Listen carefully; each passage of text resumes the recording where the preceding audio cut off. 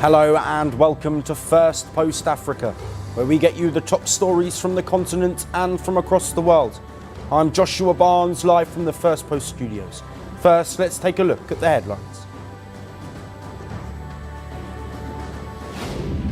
China says it will do what is necessary to defend its sovereignty and security after the US approves a $330 million sale of fighter jets and other aircraft parts to Taiwan. Germany hosts the Group of 5 defence ministers meeting in Berlin to discuss the strengthening of Europe's security as well as the situation in Ukraine. Canada's domestic spy agency claims that this year it foiled potentially lethal threats by Iran meant to target people whom Tehran sees as enemies. Thousands of doctors in England launch a 5-day strike over pay and training posts. This marks the 13th such walkout by medics since 2023. And Spain's Carlos Alcaraz finishes as the #1 ranked men's tennis player, displacing Italy's Yannick Sinner after beating Lorenzo Musetti in the ATP finals.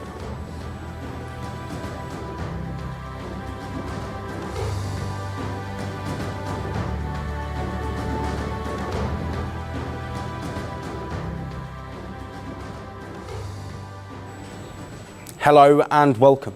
Today we begin with the war in Sudan between the paramilitary Rapid Support Forces and the Sudanese army, which is escalating despite peace talks. According to the latest reports and witness accounts, the RSF has shifted its focus eastwards towards Kordofan after isolating its grip, consolidating its grip and battering the last stronghold of the army in the region. El-Fasher with this, the RSF and the army's drone strikes and new deployments of troops and weapons have escalated in Kordofan. It is a region comprising 3 states that serves as a link between the RSF's western Darfur strongholds and the eastern Sudanese states held by the army.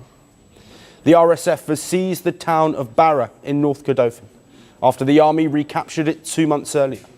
The town is also a strategic link between Darfur and central Sudan. The violence in Bara is echoing the reports from El-Fasher. Survivors who escaped from the town have gut-wrenching stories to tell. My father was in the house. These people entered the house and he started to resist them. He resisted them almost from inside the house until the house's street door. He was shot in front of the door, in his leg. He bled until he died. I was hearing all of this, but I could do nothing. We were sitting in our neighbor's house. We were youth, 8 or 9 people. These people came in, they told us, you celebrated with the army and Al-Burhan, we have to kill you all. They took the phones, money, everything. The RSF started moving towards Kordofan at the same time as it took El-Fasher in late October. According to the International Organization for Migration, the violence in Kordofan has already displaced thousands. He stayed with the people outside, sat with 2 people of us, the elderly ones. He sat with them and he agreed with them on a payment of a certain amount of money to get us out of Bara. They gave him the money, he walked in front of us, and we followed behind, until we got out of Bara. The recent reports of escalating violence came after the RSF accepted the Trump administration's ceasefire proposal. However, the Sudanese army has not agreed to the peace deal, which could enable much-needed humanitarian aid deliveries in the affected parts of the war-torn nation. The peace efforts by the US, Egypt, the UAE and Saudi Arabia followed an international outcry over reports of humanitarian crises in El-Fasher, owing to mass violence involving killings and rapes. The war in Sudan erupted out of a power struggle, and the conflict, which has been raging for more than 2.5 years, seems far from abating, despite the peace efforts. It has caused ethnically charged bloodletting, widespread destruction and mass displacement, triggering the world's worst humanitarian crisis and raising fears of splitting Sudan. For more on this, we have with us Musa Madunge, who is an international affairs expert from Johannesburg in South Africa. Thank you for joining us. Thank you so much for having me. Let's first look at the fact that the RSF have accepted a peace proposal, but are still continuing military action. Does this at all surprise you? No, not at all. It really doesn't surprise me that they would go with this move. In many ways, it is an attempt by the RSF to consolidate their position in Sudan. And part of this is controlling major oil infrastructure and key routes. And in many ways, this is a consolidation of their position. But of course, it does have ramifications in terms of the stability in Sudan and the greater region. Yes, and the Sudanese army, after losing El-Fasher, appear intent on continuing the fight against the RSF. Why do you think they haven't agreed to the peace deal?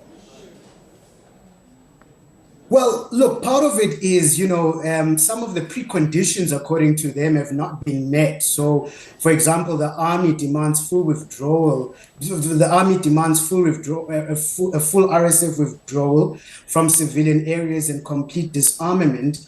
They have stated that they'll only agree once these conditions have been fulfilled.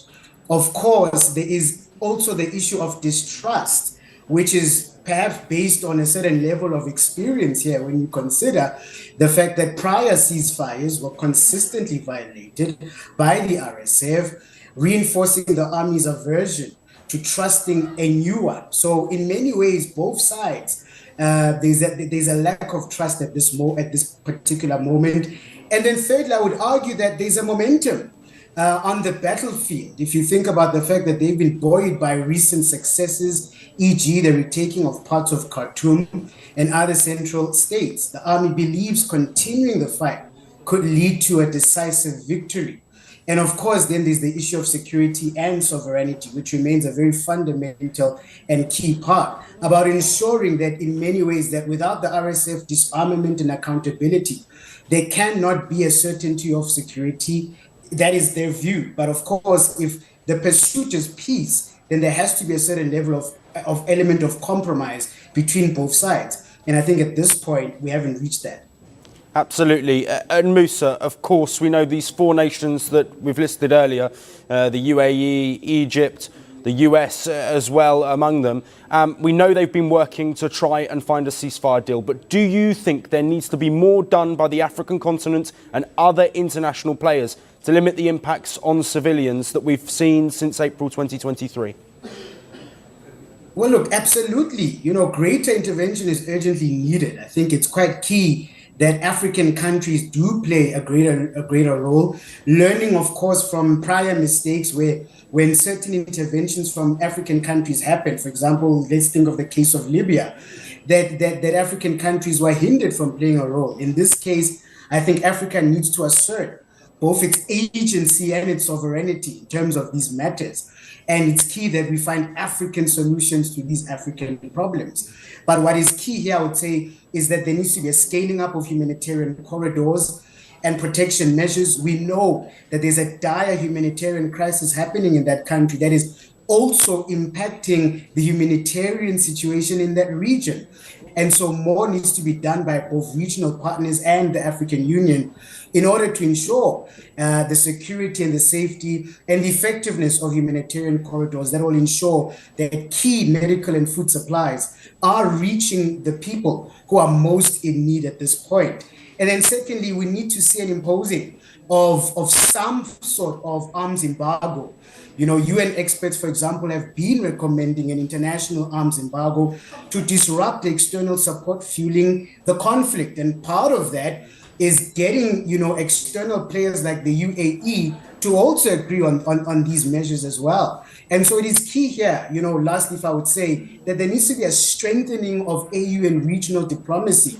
The AU, the IGAD and ECOWAS should lead a mediation backed by credible incentives, including post-conflict security frameworks and transactional governance structures. Secondly, we need to see regional partners, calling and ensuring for compliance with human rights obligations and the protection of humanitarian staff.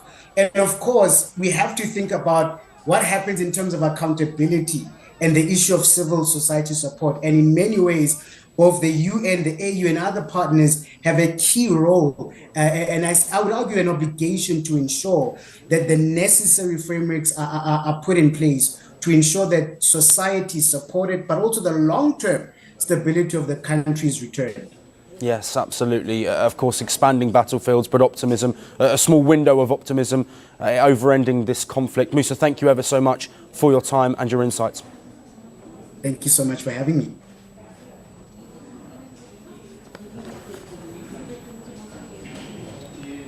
Let's shift focus to South Africa, the country where people are getting affected by a war far away from their homes. This, as the Ukrainian ambassador to South Africa said that its citizens are being fooled into fighting for Russia in Ukraine. He urged South Africans not to get involved in the Russia-Ukraine war, adding that 17 men were tricked into joining mercenary forces. Message to South African citizens right now is, please don't get fooled and don't get involved to fight in this barbaric, unfair, unjust war. This is not your war. It's not the war of any decent person on this planet. This is a war of an empire against a country that just wants to exist.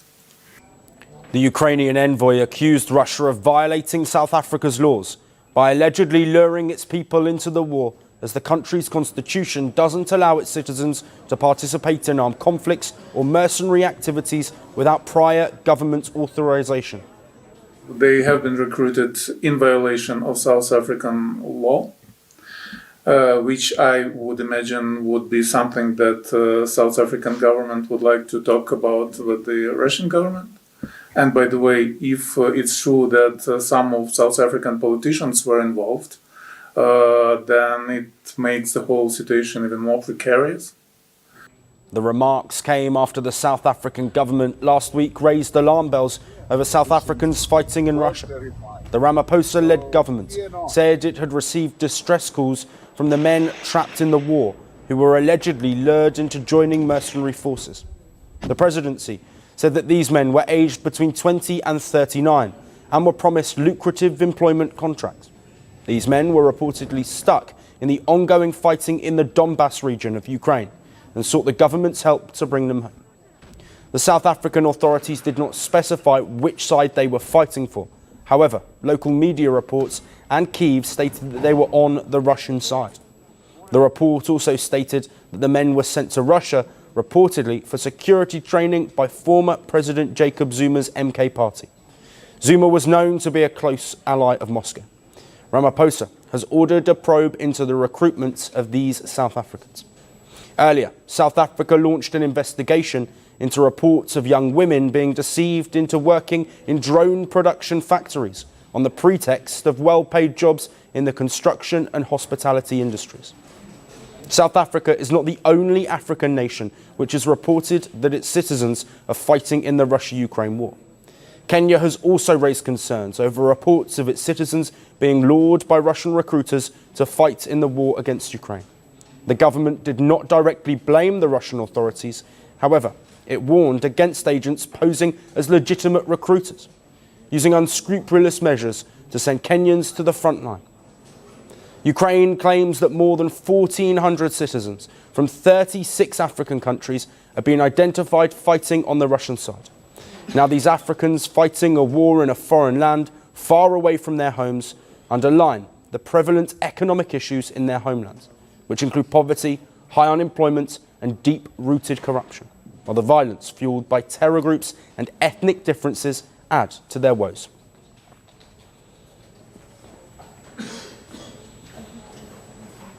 Moving now to Nigeria, where the federal government has made a major U-turn in their education policy.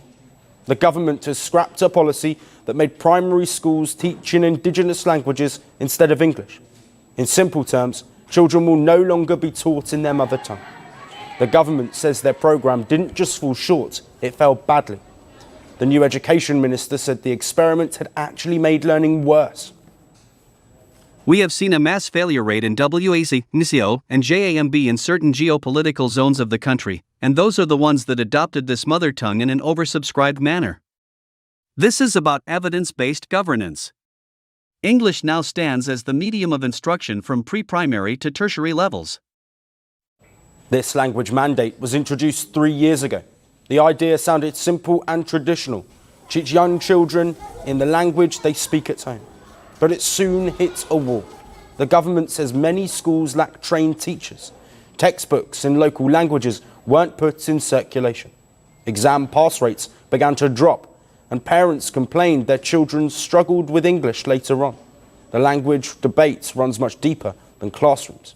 Nigeria has more than 500 local languages, but English dominates the job market, universities, and global opportunities.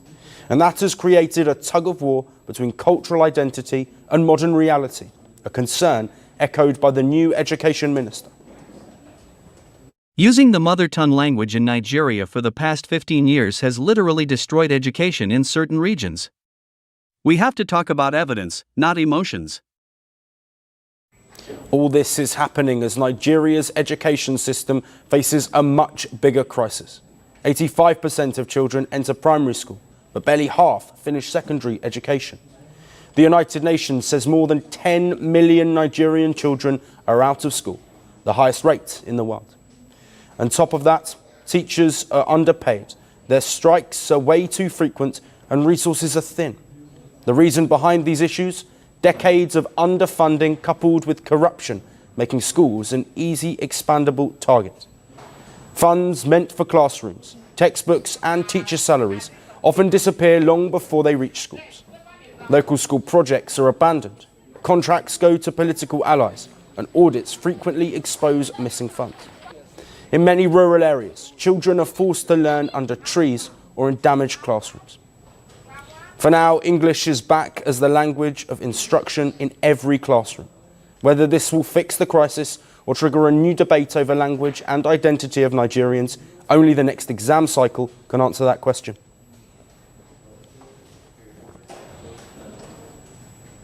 And our final story comes from Kenya, where the William Ruto government has confirmed a major gold discovery in the country's south.